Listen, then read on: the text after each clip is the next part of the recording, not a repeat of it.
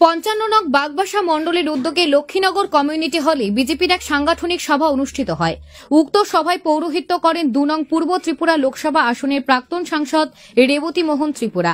এছাড়া উপস্থিত ছিলেন উত্তর ত্রিপুরা জেলা পরিষদের সভাধিপতি অপূর্ণা নাথ, বিজেপির উত্তর জেলা সভাপতি কাজল দাস, বাগবাসা বিধানসভার বিধায়ক যাদবলাল নাথ, মণ্ডল সভাপতি বিকাশ নাথ ও রাজ্য কমিটির সদস্য দিলীপ তাঁতি সহ প্রমুখরা। তাছাড়াও বাগবাসার বিধানসভার বিভিন্ন গ্রামের প্রধান, উপপ্রধান, পৃষ্ঠা প্রমুখ, শক্তি প্রমুখ, বুথ সভাপতিগণ উপস্থিত ছিলেন। সাংগঠনিক সভার মূল উদ্দেশ্য ছিল দলকে কিভাবে আরো মজবুত ভিতের উপর দাঁড় করানো যায় এবং আগামী দিনে দলের বিভিন্ন রণকৌশল নিয়ে দীর্ঘ আলোচনা করেন বক্তারা। প্রাক্তন সাংসদ রেবতী ত্রিপুরা ওনার দীর্ঘ আলোচনায় দেশের প্রধানমন্ত্রী আদর্শ কর্মদক্ষতার কথা তুলে ধরেন। তিনি বলেন, বুথ পর্যায় থেকে শুরু করে মণ্ডল ও জেলা স্তর পর্যন্ত দলকে শক্তিশালী করতে দলের প্রতিটা কার্যকর্তাকে সক্রিয়ভাবে কাজ করতে হবে। এছাড়াও বিধায়ক যাদবলাল বলেন, আগামী দিনে তিনি উন্নয়নের খতিয়ান ও রিপোর্ট কার্ড নিয়ে বিশাল সমাবেশ করবেন মণ্ডল এলাকায়। এক কথায় আগামী 2028 সালে রাজ্য বিধানসভা নির্বাচনকে পাখির চোখ করে বিজেপির এই সাংগঠনিক সভা অনুষ্ঠিত হয়। সর্বশেষে রাজ্যের বিজেপির দ্বিতীয়বারের 2 বছর পূর্তি উপলক্ষে উন্নয়নের রিপোর্ট কার্ড বিতরণ করা হয়।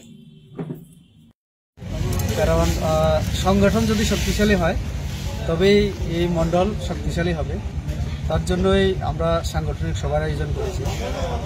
সাম্প্রতিক আমাদের গত 9 তারিখ সরকারের 2 বছর পূর্তি উপলক্ষে আমাদের মাননীয় রাষ্ট্রীয় সভাপতি তিনি এসেছিলেন। কিছু পার্টিকে কীভাবে শক্তিশালী করতে হবে তার কিছু দিক নির্দেশ তিনি করে গিয়েছিলেন।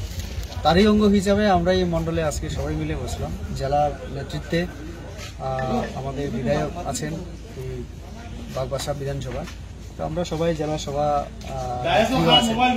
তো কাজেই এবং আমাদের জনপ্রতিনিধি তাদের যে সমন্বয় সাধনের মাধ্যমে মানুষের আরো কিভাবে সহজে আমরা সেবা দিতে পারি এবং সাথে সাথে পার্টিকে আরো শক্তিশালী করতে পারি, এইসব বিষয় নিয়ে আজকে আমাদের এই মণ্ডলে সাংগঠনিক সভা আয়োজন করা।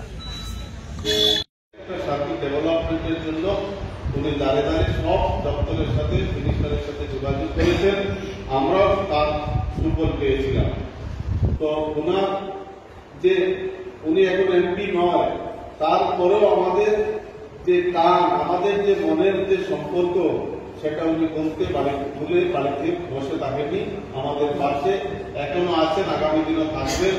আজকে পার্টি ওনাকে আগামী দিন যথাযথ মর্যাদায় সঠিক জায়গায় প্রেরণ করবে, এটা আমাদের বিশ্বাস। আমাদের মধ্যে উপস্থিত আছেন আমাদের উত্তর